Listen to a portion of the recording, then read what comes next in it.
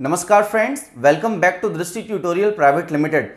Friends, आज के इस वीडियो सेशन में एसएससी एमटीएस 8 अक्टूबर 2021 के शिफ्ट 1 में आए हुए इंग्लिश के प्रश्नों का एक्सप्लेनेशन करेंगे। तो आइए इन प्रश्नों को देखते हैं।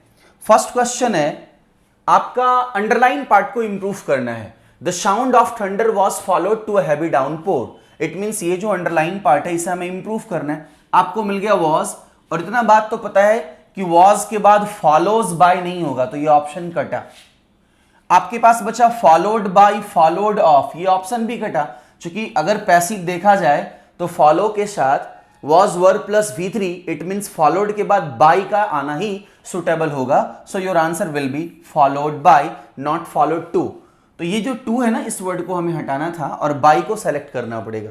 तो बहुत ही सिंपल था। Now the next question, once again underline part को इंप्रूव करना है। Both of us going out for lunch yesterday. आपको एक वर्ड मिल गया, कीवर्ड्स येस्टरडे। हो सकता है अगो मिल जाए, या ये हो सकता है डे बिफोर येस्टरडे का वर्ड आपको मिल जाए सेंटेंस में। तो ऐसे केस में ना सेंटेंस ऑलरेडी पास्ट टेंस में जाएगा, वो भी सिंपल पास्ट में। तो येस्टरडे है अगो, डे बिफोर येस्टरडे, या फिर ऐसा हो जाए लास्ट ईयर, लास्ट मंथ। तो ये सारे टर्म अगर मिल जाते हैं तो पास्ट टेंस का होता है। एंड गोइंग ऑफ का कोई सेंस नहीं आएगा। गो आउट तो लेंगे नहीं, हमें लेना पड़ेगा वेंट आउट। ये वर्ड को हमें रिप्लेस करना पड़ेगा गोइंग आउट को, किससे? तो वेंट आउट से। Now the next term, something which brings bad luck. Actually ये वन वर्ड सब्स्टिट्यूशन का क्वेश्चन है कि वैसा चीज जो बैड लक को रिप्रेजेंट करे या बैड लक लाए। तो विकेड यानी ये शब्द, और मॉनेस्टर्स, ये विकेड तो इविल को कहते हैं ना, इविल को। एंड डेविल, डेविल से बना हुआ है डेविलिस। क्लियर है? डेविल और मॉनेस्ट्रस जो है कह सकते हैं वेरी ह्यूज, जायंट। तो ये दोनों तो सिनोनिम्स है। एंड विकेड का होता है इविल। लेकिन कहते हैं something which brings bad luck नहीं कहते। बड़ा मनहूस आदमी है, जिंक्स्ड पर्सन है ये। इट मीन्स वो व्यक्ति को सुबह देख लोगे तो आपकी यात्रा खराब हो जाएगी। इस तरह से वो यात्रा की बात कर रहा है, दिन खराब होने का बात कर रहा है। तो ऐसे सेंस में जिंक्स्ड वर्ड लेंगे जिसका एग्जैक्ट मीनिंग ही होता है मनहूस या फिर बैड लक। ओके, तो आंसर लेना पड़ेगा C. Now the next question.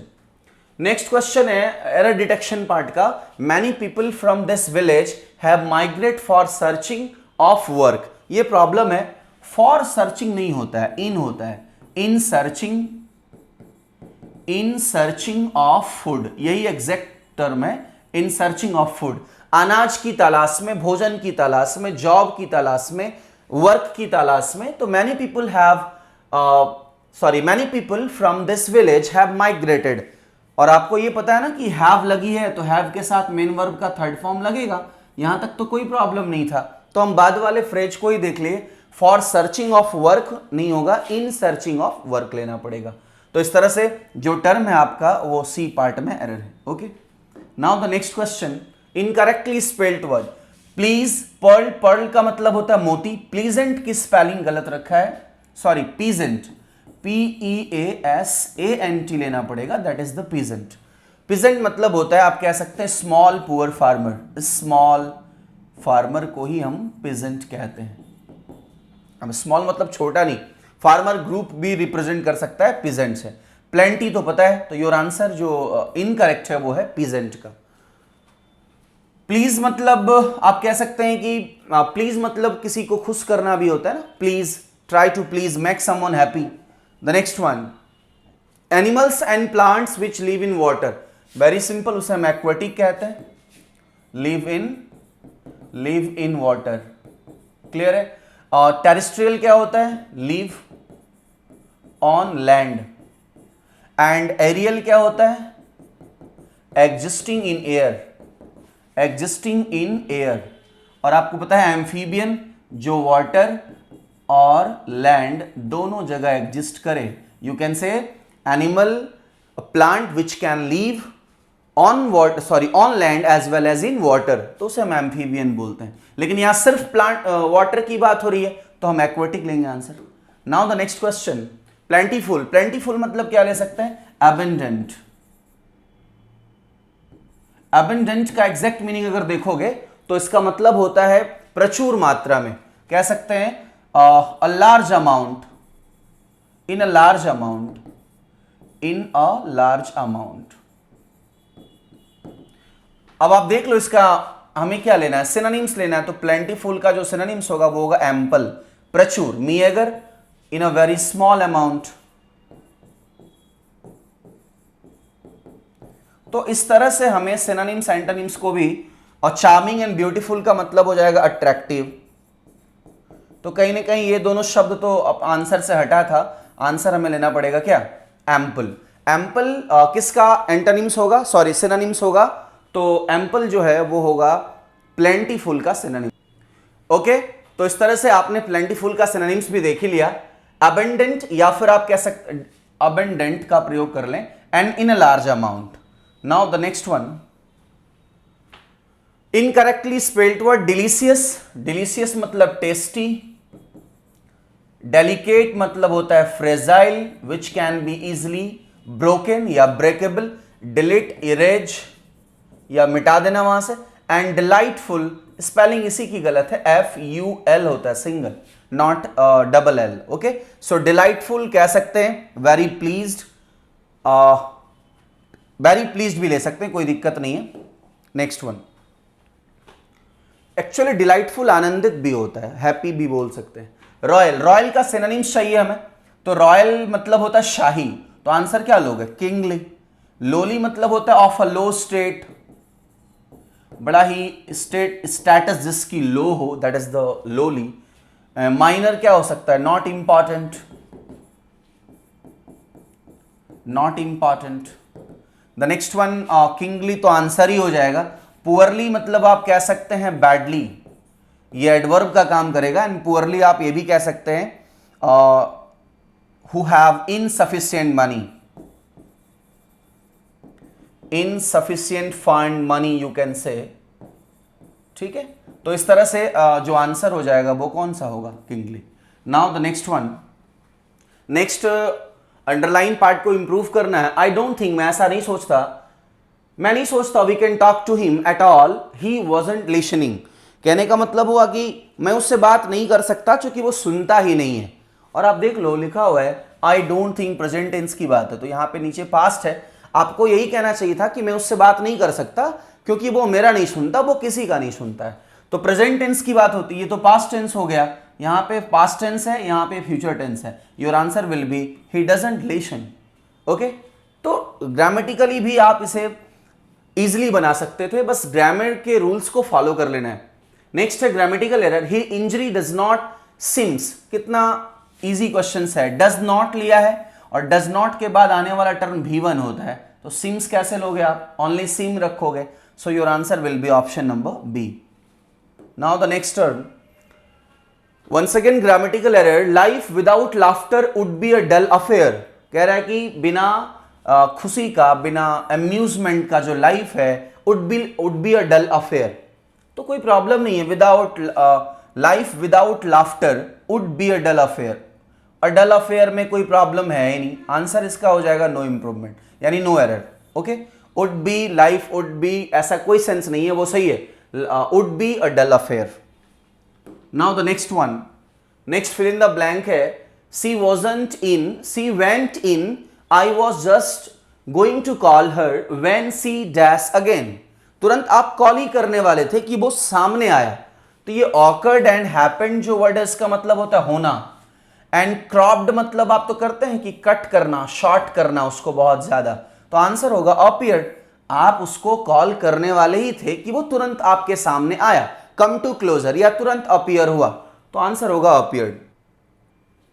इस क्वेश्चन में fill in the blank section में आपको ये चार में से एक चूज करना है। कंजंक्शनल टर्म है, बिकॉज एक स्ट्रॉन्ग रीजन को बताता है, तो इसकी अगर मीनिंग पढ़ोगे, क्योंकि hard she tried Amayra could not memorize the poem. ये सेंस ही नहीं लग रहा है, क्योंकि हार्ड सी ट्राइड, आप ये कहना चाह रहे हैं कि चाहे कुछ भी कर लो, खूब मेहनत कर लो, या कह लो अमायरा इस पोएम को याद नहीं कर सकी। तो सिंपल वे में आप बिकॉज का प्रयोग नहीं करोगे। दो का मतलब होता है जबकि या हालांकि, ठीक है, तो जबकि का भी सेंस नहीं है। हाँ, ये सेंस हो सकता था कि उन्होंने बहुत मेहनत किया, in spite of labouring hard she could not pass the exam. तो वैसे सेंस में हम दो ले सकते थे, आंसर हमें लेना पड़ेगा हाउएवर। हाउएवर मतलब यहां यही हुआ, हाउएवर हार्ड सी ट्राइड, चाहे वो कितनों ट्राई कर ले, ये सेंस है ना।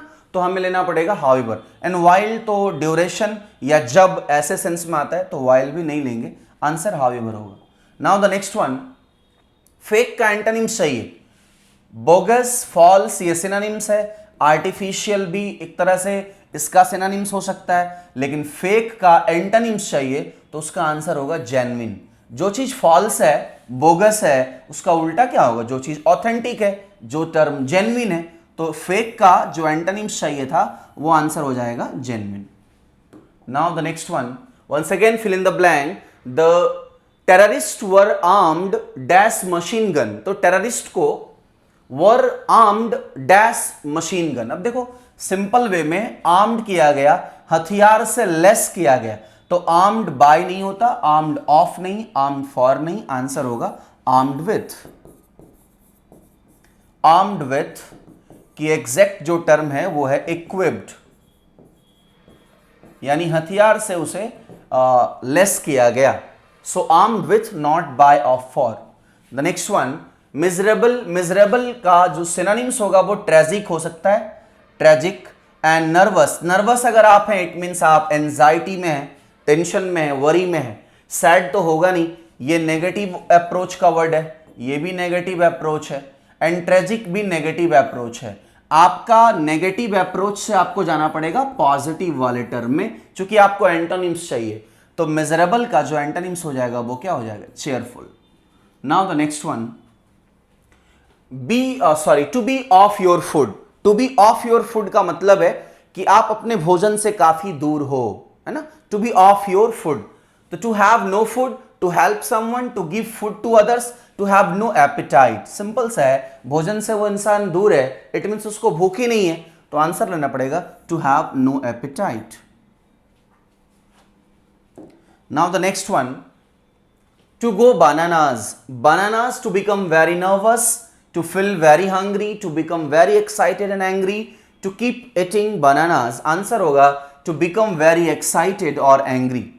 बड़ा ही excited हो जाना और फिर angry भी रहना, इस सेंस में aggression भी है, तो नेगेटिव मीनिंग भी हो सकता है। to go bananas का मतलब जो है वो है to become very excited and और angry।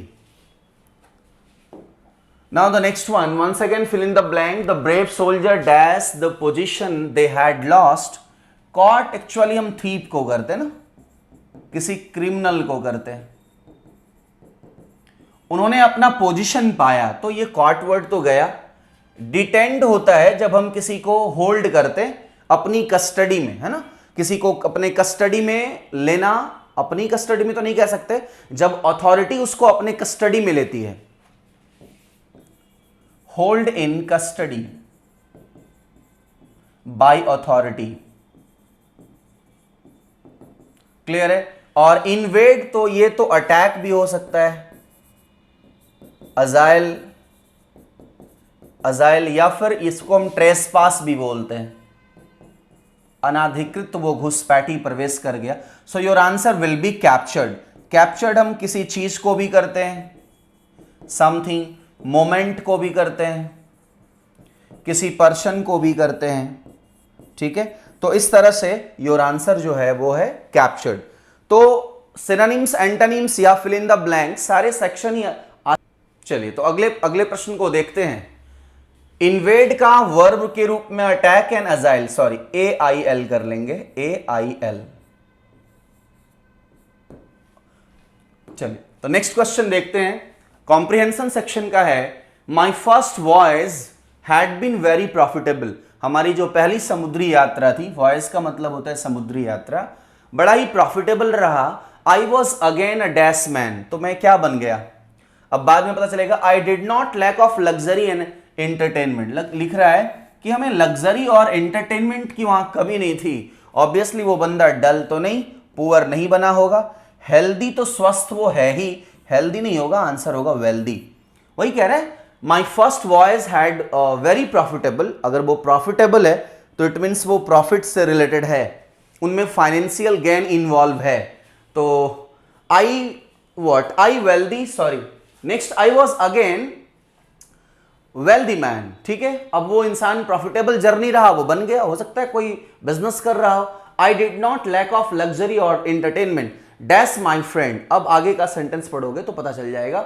यहां पे अब क्या फिल करेंगे, I did not lack of luxury और entertainment but my friend I could not rest for a long, है ना।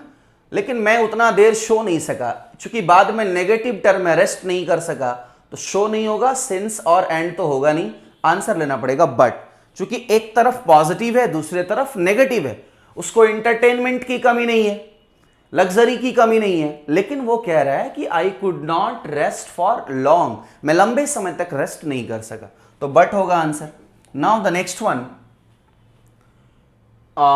आई dash the salt air and the thrill of travel and adventure soon.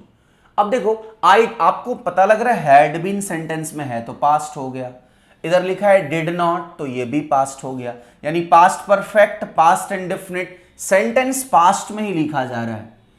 अब तीसरे फिल इन द ब्लैंक के लिए आपके पास option जो वो प्रेजेंट में am testing, have tested and test, ये प्रेजेंट सिनारियो का बात कर रहे हैं, तो आंसर कौन सा लेना पड़ेगा हमें, हैड टेस्टेड, कि वो जो सॉल्टी एयर था उसका टेस्ट वो ले ही चुका था, क्योंकि वो समुद्र में यात्रा कर रहा है। अब कह रहा है सुन I dash by the will of Allah, आगे सेंटेंस में है सुन I dash by the will of Allah back to the sea airport she port at बर्शा, एक जगह है जहां पे वो पहुंचा, तो आई डैश, फिर सेंटेंस एक्चुअली पास्ट में है तो एम पुल्ड होगा। अब हैड पुल्ड रखोगे तो सेंटेंस पैसिव होना चाहिए, I dash pulled by will of Allah, Allah की इच्छा से वो सी पोर्ट तक पहुंच भी गया, जहां उसने पाया एक न्यूली मेड शिप, उसे एक नई बनी हुई शिप मिली विद फाइन सेल्स, सेल्स लगी होती ना शिप में, जिस हवा के जरिए जो वो आगे बढ़ता है, तो कह रहा है कि विद फाइन सेल्स मुझे एक न्यू शिप वहां दिखा। अब समझो sentence for fill in the blank for में क्या फिल करोगे, एम पुल्ड है एंड ये तीनों पास्ट में है, तो हैड पुल्ड इसलिए नहीं लेंगे क्योंकि यहां बाय लगा हुआ है, और बाय है तो सेंटेंस पैसिव होगा, तो वाज पुलिंग भी नहीं होगा, आंसर होगा वाज पुल्ड। और आपको पता है वाज वर्ब के साथ जब आप V3 का प्रयोग कर लेते हैं तो वो सेंटेंस ऑलरेडी पैसिव में हो जाता है।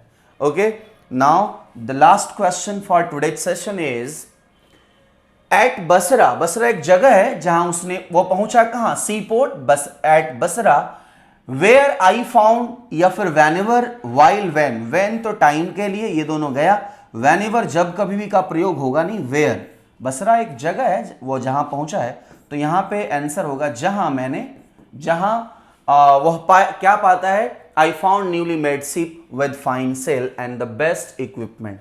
तो आशा करते हैं कि ये सारा टर्म आपको समझ में आया होगा। मिलते हैं आपसे नेक्स्ट वीडियो में। Thank you very much, thank you for watching.